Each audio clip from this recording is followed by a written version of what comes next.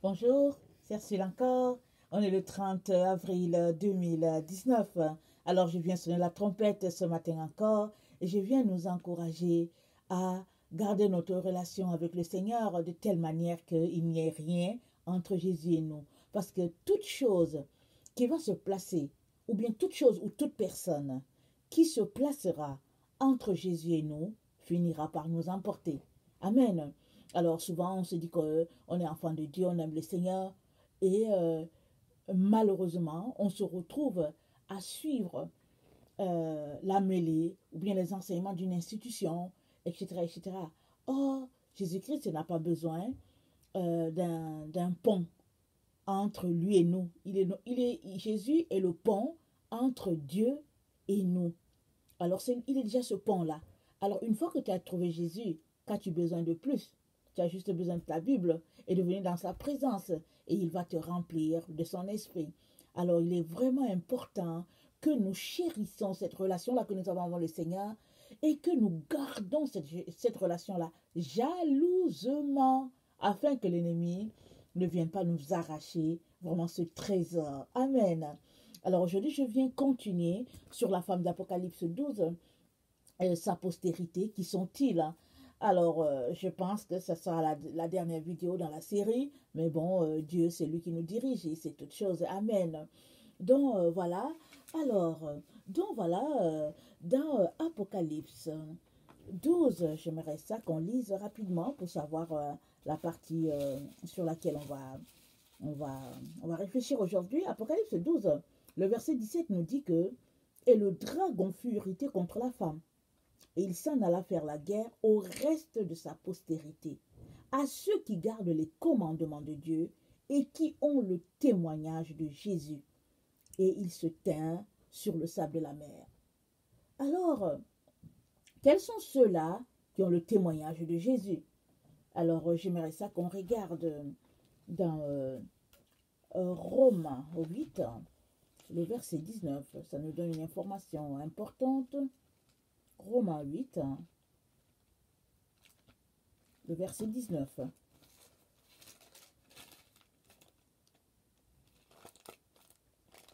Non, non, non, pas Romains 8, le verset 19, Romains 8, le verset 8. Or, ceux qui vivent selon la chair ne sauraient plaire à Dieu. Pour vous, vous ne vivez pas selon la chair, mais selon l'esprit, si du moins l'esprit de Dieu habite en vous. Si quelqu'un n'a pas l'esprit de Dieu, il ne lui appartient pas. Donc le reste de la postérité, ceux qui gardent le commandement de Dieu, c'est ceux-là qui ne vivent pas selon la chair, mais qui vivent selon l'esprit. Ceux-là qui ont l'esprit de Dieu, ceux-là en qui l'esprit de Dieu habite et qui marchent selon les recommandations de Jésus, c'est d'eux que Apocalypse 12, le verset 17, parle ici. Parce que, écoutez, si il y a un groupe qui ne vit pas strictement selon le Seigneur Jésus, pourquoi est-ce que le dragon va leur faire la guerre? Parce qu'ils appartiennent déjà à Satan. Si tu es un enfant de Dieu, ou bien si tu te réclames enfant de Dieu, mais que tu ne marches pas selon ce que Jésus-Christ t'a recommandé, et que tu marches selon la vanité de tes pensées, ou bien que tu marches selon les recommandations d'une institution, ou bien d'un groupuscule, alors tu n'es pas une menace pour l'ennemi. Pourquoi va-t-il te faire la guerre? Ben, il te laisse tranquille, d'autant plus qu'il sait que tu lui appartiens. C'est toi qui ne sais pas. C'est toi qui t'es l'heure. Mais lui, il sait que tu lui appartiens. Alors, il ne va pas te faire la guerre, n'est-ce pas? Alors, au verset, euh, au verset toujours de Romains 8, le verset 19 à 22, ou jusqu'à 23, ça nous dit quelque chose. On a déjà lu ce passage-là dans notre série sur la forme d'Apocalypse. Mais c'est important qu'on le lise encore aujourd'hui parce on a une information. Aussi, verset 19, la création attend-elle avec un ardent désir la révélation des fils de Dieu? Je suis dans Romains 8, s'il vous plaît. Aussi, la création attend-elle avec un ardent désir la révélation des fils de Dieu? Car la création a été soumise à la vanité, non de son gré, mais à cause de celui qui l'y a soumise, avec l'espérance qu'elle aussi sera affranchie de la servitude, de la corruption, pour avoir part à la liberté de la gloire des enfants de Dieu. La liberté de la gloire des enfants de Dieu. Alors, ce sont de ces enfants-là que Apocalypse 19 Apocalypse 12, pardon, le verset 17 parle. Or, si nous savons que jusqu'à ce jour, la création tout entière soupire et souffre des douleurs de l'enfantement, et ce n'est pas elle seulement, mais nous aussi qui avons les prémices de l'esprit. Nous aussi nous soupirons en nous-mêmes en attendant l'adoption, la rédemption de notre corps. Donc voilà, encore ici, douleur de l'enfantement, dont la création souffre vraiment de refléter ce pourquoi elle a été créée, parce que Dieu a mis une semence en, en chaque chose qu'il a créée. Il a mis ça dans l'arbre, dans l'animal, dans les végétaux et tout. Et il a mis aussi en nous la semence. Nous les humains, nous portons la semence de l'Éternel. Et cette semence, elle a fait que le produit qui sort de toi, s'il est vrai que c'est le fruit de l'esprit, c'est-à-dire ce qui marche avec le Seigneur, mais il est aussi vrai que ce que tu produis comme fruit sera différent de moi. C'est-à-dire que l'arbre que tu représentes sera différent de l'arbre que je représente. Par exemple, Dieu peut t'appeler, toi, à évangéliser, et alors que l'autre personne, Dieu peut l'avoir appelé vraiment à enseigner la parole, et puis l'autre personne, Dieu peut l'avoir appelé juste dans le domaine des miracles, des guérisons, etc. etc. Donc, on reflète ce que, non, on est appelé à refléter ce que Dieu nous a créé pour. Mais pour cela, il faut que tu viennes dans la présence de Dieu, que tu cherches Dieu et que tu puisses révéler ce que Dieu a mis en toi. C'est pour cela que le verset 19 nous dit que le verset 22, pardon, nous dit que non seulement la création souffre de cette douleur-là, souffre, pour enfanter, pour refléter ce qu'elle est en réalité, mais aussi, nous aussi les humains, nous aussi qui portons en nous les prémices, alors de l'esprit. Alors pourquoi il parle de l'esprit? Parce que vous vous rappelez, dans Actes, ça nous dit que quand le Saint-Esprit est descendu, alors le bruit que ça a fait, c'est la première fois que le Saint-Esprit descendait. Alors ils ont reçu cet esprit-là en force et ils ont fait des miracles et tout.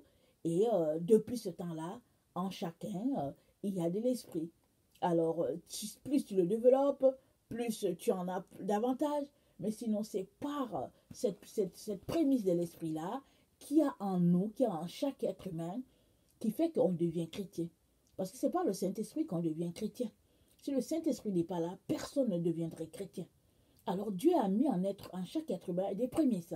Et ça fait que on entend la parole de Dieu, on soupire à ça et puis on se dit, ah bon, c'est vrai, et puis on donne notre vie à Jésus. Mais on ne doit pas s'arrêter là. Une fois que tu as donné ta vie à Jésus, tu as besoin de développer cette vie-là. Et plus tu la développes, plus tu es proche de Jésus, plus tu laisses aller le monde, alors plus l'Esprit de Dieu te remplit, alors ta lampe déborde. Alors c'est pour cela, par exemple, que les 10 vierges, il y a 5 qui avaient leur lampe pleine parce qu'elles passaient leur temps dans la présence de leur Seigneur, elles remplissaient leur lampe, et il y a 5 qui ont été appelées folles parce qu'elles étaient là, elles avaient une relation avec le Seigneur, mais elles ne faisaient rien pour remplir leur lampe. Alors, donc nous qui avons les prémices de l'Esprit, parce que ça dit nous aussi qui avons les prémices de l'Esprit, nous aussi nous soupirons en nous-mêmes en attendant l'adoption, la rédemption de notre corps. Alors nous savons tous que notre corps sera transformé. Oui, ceux-là qui sont morts, leur corps reprendra vie et tout. Mais nous aussi qui sommes là, ce ne sera pas ce corps-là mortel. Alors si Jésus venait, maintenant ce corps serait transformé. Amen. Alors, donc, le verset 23 nous parle donc de ça. Mais qui sont... alors c'est quoi qui sont ceux-là qui ont le prémisse de l'esprit? Excusez-moi de tourner ma page. Et la Bible nous en parle dans Apocalypse 6, le verset, à partir du verset 17, je vais lire rapidement. Apocalypse 6, le verset 17 jusqu'à Apocalypse 7, à un niveau. Car le grand jour de sa colère est venu, qui peut subsister. Ah, c'est Apocalypse 6, verset 17. Apocalypse 7. Après cela, je vis 4 anges debout aux 4 coins de la terre. Ils retenaient les 4 vents de la terre, afin qu'il ne soufflât point de vent sur la terre, ni sur la mer, ni sur aucun arbre. Et je vis un autre ange qui montait du côté du soleil levant, et qui tenait le sceau de Dieu vivant. Il cria d'une voix forte aux 4 anges à qui il avait donné à qui il avait été donné de faire du mal, à la terre, à la mer, et il dit, Ne faites point de mal à la terre, ni à la mer, ni aux arbres, jusqu'à ce que nous ayons marqué le sceau, le front des serviteurs de notre Dieu. Et j'ai entendu le nombre de ceux qui avaient été marqués du sceau. 144 000 de toutes les tribus des fils d'Israël. Alors, donc on énumère toutes les tribus et tout. Et là, c'est jusqu'au verset 4. Et, bon, attendez. Voilà, je vais m'arrêter au verset 4. Donc, à partir du verset 5, on commence à énumérer 12 000 de chaque tribu, 12 000, et puis le tout, ça fait les 144 000. Alors, donc, c'est eux-là qui vont manifester ce que Dieu a mis en eux en ces temps de la fin. Pourquoi est-ce que Dieu les a retenus? Pourquoi est-ce qu'il empêche, par exemple, qu'il a empêché qu'ils soient tués? Parce que ces gens-là portent en eux euh, le sceau de Dieu sur leur front. C'est dit, Dieu dit, attendez, avant que je vais les marquer. Et Dieu les marque pour l'œuvre pour laquelle il les a envoyés sur la terre. Alors, c'est un groupe qui n'est pas venu sur la terre avant, mais il est venu dans le temps de la fin parce qu'ils ont un travail à faire. Alors, c'est un groupe que Dieu lui-même va réveiller s'ils ne savent pas, mais il n'y a personne qui va leur dire qui ils sont. Dieu lui-même va leur dire d'une manière ou d'une autre. Et parce qu'il faut qu'il les marque. Il les marque pour son œuvre. Et souvent, c'est des personnes qui ont quelque chose en eux. Et puis, ils sont là, ils se questionnent.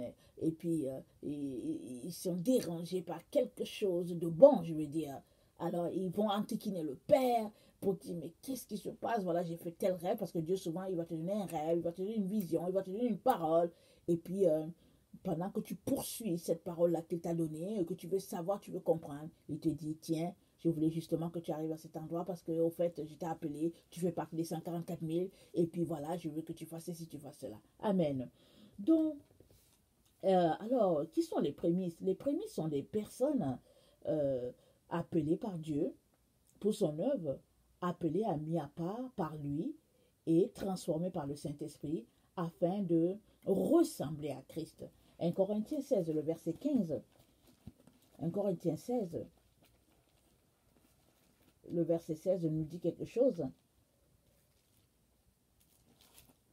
Et ces gens-là, ils ne vont pas écouter des humains. Ils écoutent juste Dieu. Ils écoutent juste le Saint-Esprit. Ils ne peuvent pas écouter des humains. Même s'ils veulent, ils ne peuvent pas. Parce qu'au fait, l'Esprit de Dieu crie en eux, Abba Père, et ils savent que ce n'est que Dieu seul qu'ils sont appelés à obéir. Parce que Dieu a mis en eux cette sémence-là pour faire sa volonté.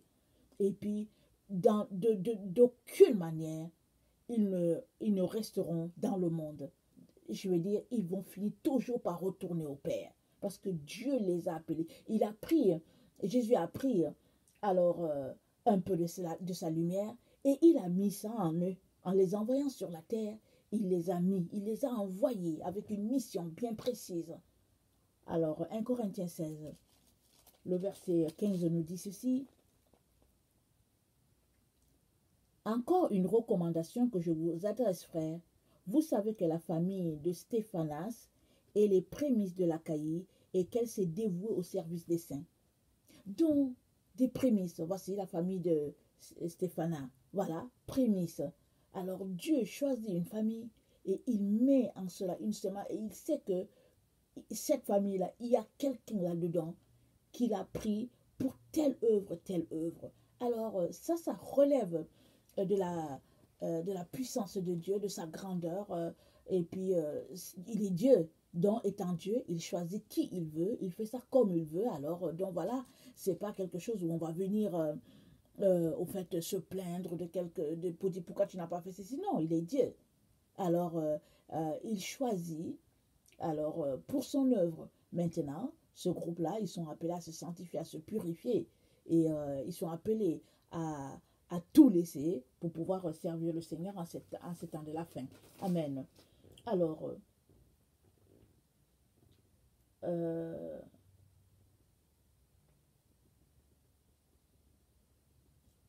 ce groupe-là est appelé aussi à réveiller d'autres. Parce que le travail qu'ils font, c'est quoi?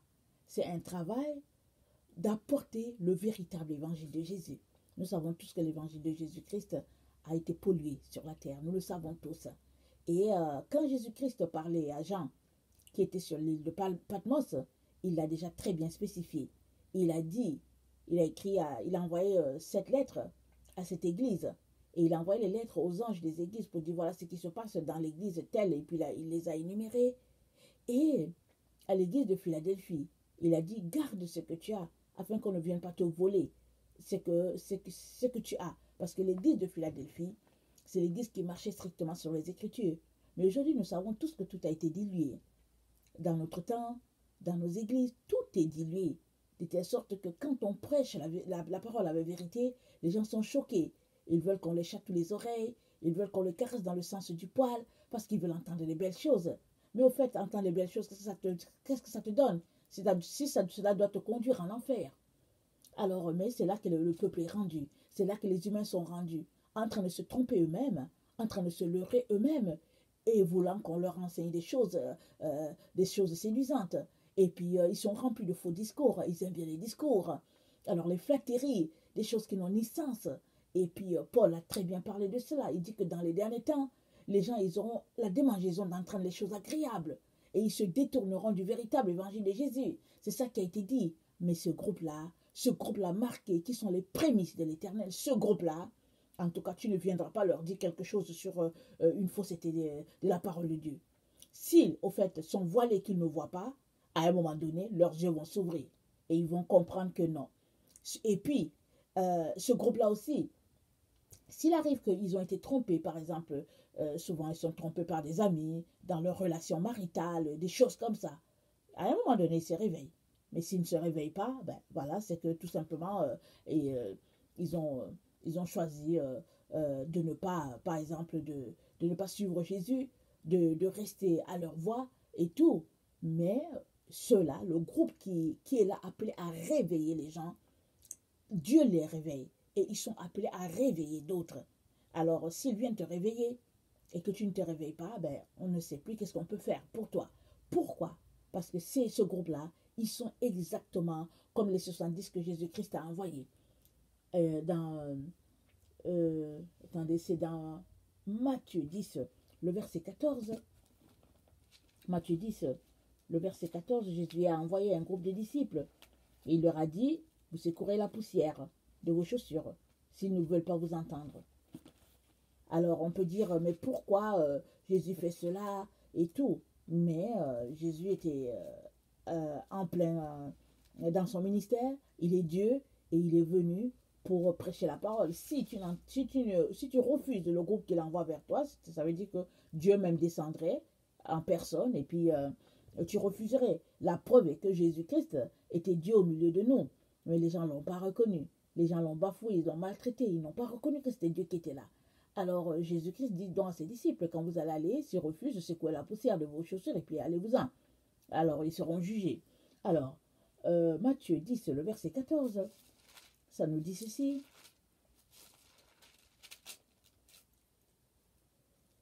Lorsqu'on ne vous recevra pas et qu'on n'écoutera pas vos paroles, sortez de cette maison et de cette ville et secouez la poussière de vos pieds. Je vous le dis en vérité, au jour du jugement, le pays de Sodome et de Gomorrhe sera traité moins rigoureusement que cette ville-là. Voici, je vous envoie comme des brebis au milieu des loups. Soyez donc prudents comme des serpents et simples comme des colombes. Mettez-vous en garde contre les hommes, car ils vous livreront aux tribunaux et ils vous battront de verges dans leurs synagogues. Vous serez menés à cause de moi devant les gouverneurs et devant les rois pour servir de témoignage à eux et aux païens. Mais quand on vous livrera, ne vous inquiétez ni de la manière dont vous parlerez, ni de ce que vous direz. Ce que vous aurez à dire vous sera donné à l'heure même. Car ce n'est pas vous qui parlerez, c'est l'Esprit de votre Père qui parlera en vous. Voilà. Alors, ce groupe-là donc, les disciples ici, les 12 disciples de Jésus-Christ, ont reçu l'enseignement pour pouvoir aussi le porter aux autres. Et puis, la chaîne a fonctionné jusqu'à ce que c'est venu jusqu'à nous, jusqu'à notre époque. Mais ceux-là, les disciples étaient des prémices, appelés à travailler avec Jésus-Christ dans ce temps-là. Alors, Jésus-Christ a choisi des personnes ordinaires dans le peuple et il les a envoyés. Ici, ce n'est pas mentionné, mais il y avait aussi des femmes. Et puis on sait que les femmes étaient, de temps en temps on entendait, bon, Salomé, et puis bon, Marie, la mère de Jésus et tout. Alors ce groupe-là, les 70, c'était un groupe élargi. Alors Jésus, qu'est-ce qu'il leur dit? Quand vous allez arriver, s'ils ne veulent pas vous écouter, c'est quoi la poussière? Ce sera pareil pour les prémices de la fin. Ceux-là que Dieu a choisi pour apporter, pour ramener le véritable évangile au niveau de ses enfants. Parce que, écoutez, les choses ont été polluées. Et puis, dans Apocalypse 2, il dit quelque chose de très très important. Souvent, on lit ça, on passe à côté. Mais c'est un message vraiment très poignant du Seigneur qui nous avertit tous. Alors, Apocalypse 2, je pense à partir du verset 20, si j'ai bonne mémoire. Sinon, on regarde ça. Oui, c'est à partir du verset 20. Apocalypse 2. Alors, mais ce que j'ai contre toi, c'est que tu laisses la femme Jézabel, qui se dit prophétesse, enseigner et séduire mes serviteurs, pour qu'ils se livrent à l'impudicité et qu'ils mangent des viandes sacrifiées aux idôles. Je lui ai donné le temps afin qu'elle se repentît, et elle ne veut pas se repentir de son impudicité. Voici, je vais la jeter sur un lit et envoyer une grande tribulation à ceux qui commettent l'adultère avec elle, à moins qu'ils ne se repentent de leurs œuvres. Je ferai mourir de mort ses enfants, et toutes les églises connaîtront que je suis celui qui sonde les reins et les cœurs, et je vous rendrai chacun selon vos œuvres. À vous, tous les autres de Thyatire, qui ne reçoivent pas cette doctrine, et qui n'ont pas connu les profondeurs de Satan, comme il les appelle, je vous dis, je ne mets pas sur vous d'autres fardeaux. Seulement, ce que vous avez, retenez-le jusqu'à ce que je vienne. À celui qui vaincra, dit le Seigneur Jésus, et qui gardera jusqu'à la fin mes œuvres, je donnerai autorité sur les nations. Il les pètera avec une verge de fer, comme on brise les vases d'argile, ainsi que moi-même j'en ai reçu le pouvoir de mon Père. Et je lui donnerai l'étoile du matin. Que celui qui a des oreilles entende ce que l'Esprit dit aux églises. Ce groupe-là, Dieu lui a remis l'autorité.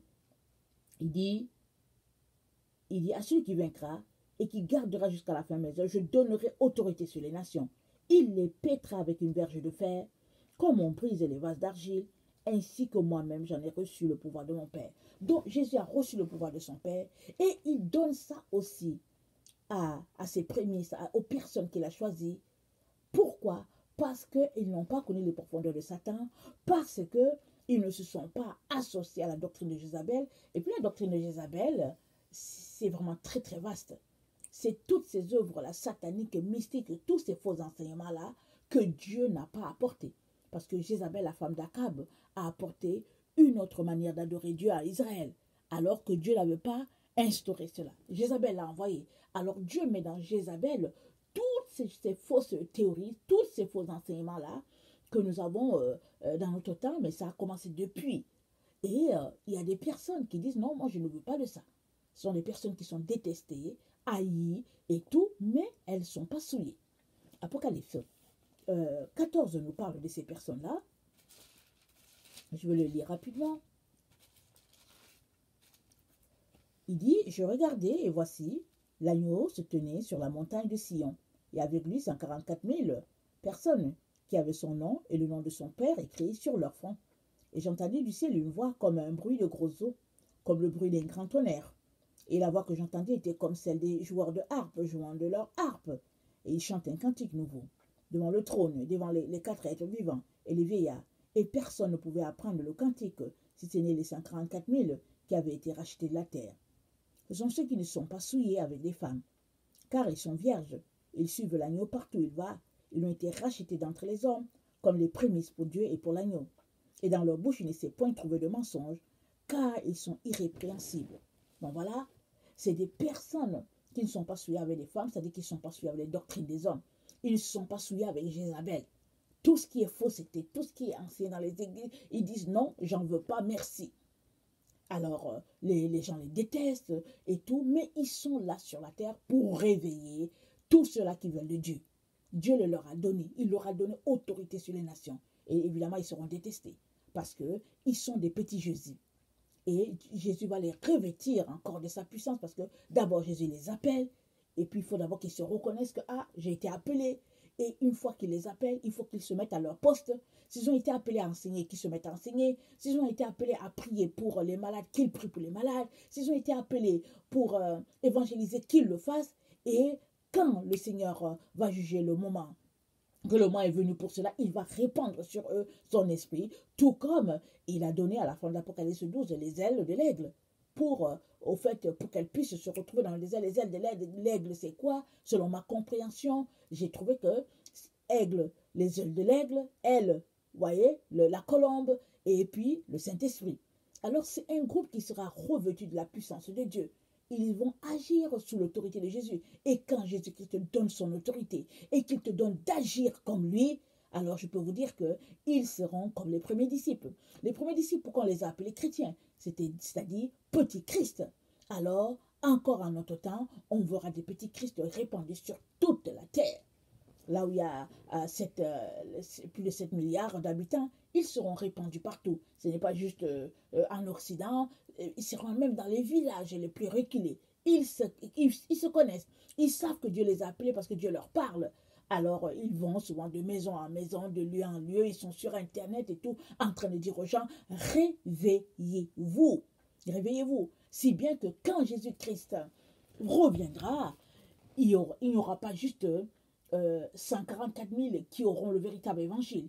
Il y aura des millions qui auront reçu le véritable évangile parce qu'ils ont entendu d'autres personnes les réveiller. Ils ont entendu d'autres personnes sonner la trompette.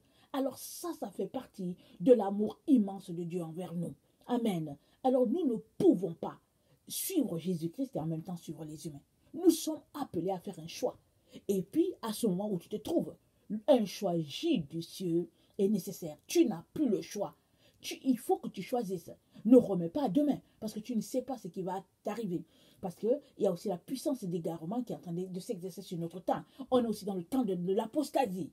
Donc souvent, le Seigneur cogne, et à un moment donné, il dit, ok, laissez-le, il veut dormir, laissez-le dormir. Amen. Alors moi, je viens t'encourager afin que tu ne sois pas de ceux-là qui négligent l'appel de Dieu. L'appel pressant de Dieu, t'appelant à la repentance. Parce que la repentance, c'est se réveiller. Alors, quitter de ton sommeil au réveil, ça demande que tu passes par la repentance. Et la repentance, c'est quoi? C'est venir demander à Dieu pardon pour tous ses péchés. Alors, les énumérer un à un, et puis voir où on est tombé, et puis se détourner de cela, et se placer uniquement sous l'autorité de Jésus-Christ, pas sous les autorités des humains.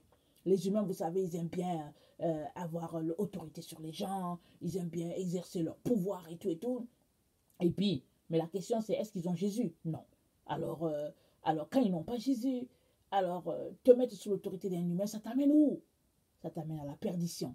Parce que tous ceux-là qui n'ont pas l'Esprit de Dieu, tous ceux-là qui se placent sous un joug étranger, c'est un joug étranger par rapport à Jésus. Donc tous ceux-là qui se placent sous un joug étranger, ils vont finir par se retrouver en enfer. Amen. Donc il est important que tu réalises que le Dieu de l'Ancien Testament, c'est le même Dieu du Nouveau Testament. Alors, ce qu'il a dit, il l'a dit. Il va exercer son jugement encore sur la terre. Et puis, on a lu tantôt que Sodome et Gomorrhe sera traité moins rigoureusement que ceux-là qui auront refusé le véritable évangile de Jésus.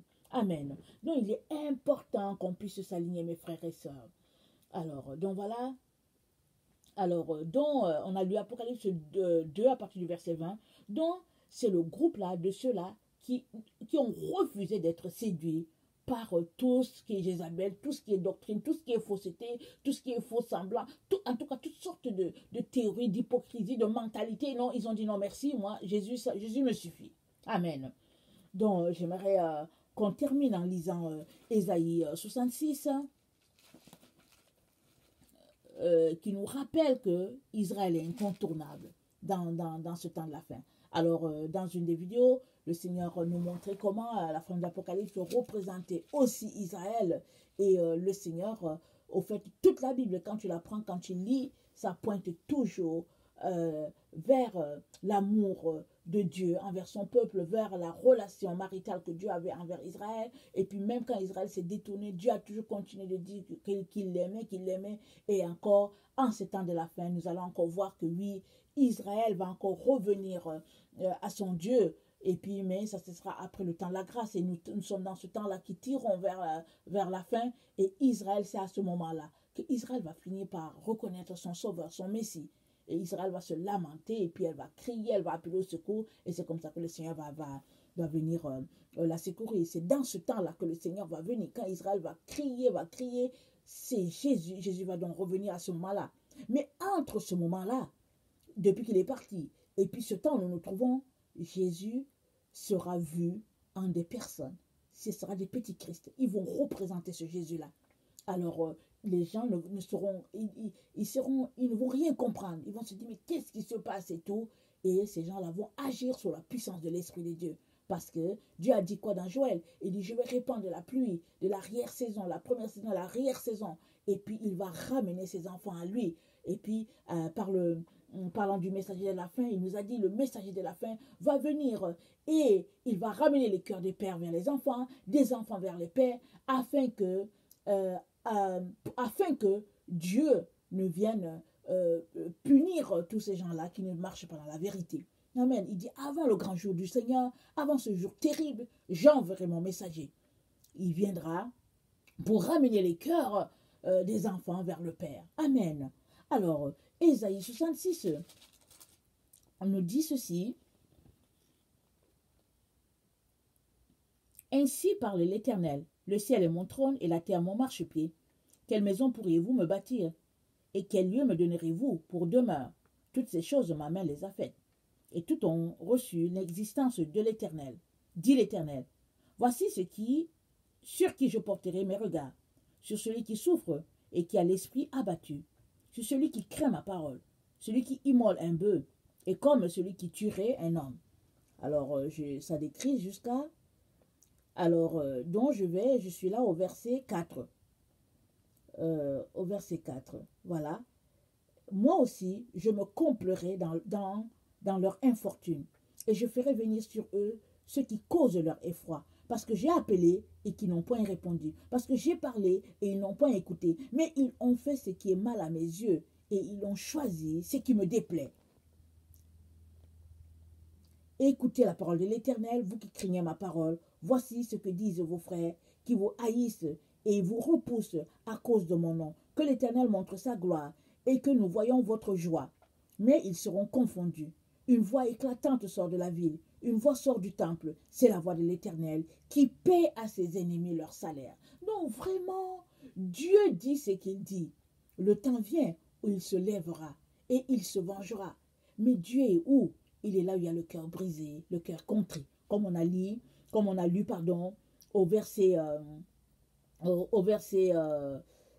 attendez, c'est à quel verset qu'on a lu? Il dit, verset 2, il dit, voici, je porterai mes regards sur celui qui souffre, qui a un esprit abattu, sur celui qui craint ma parole. Voilà, ça c'est très important pour le Seigneur.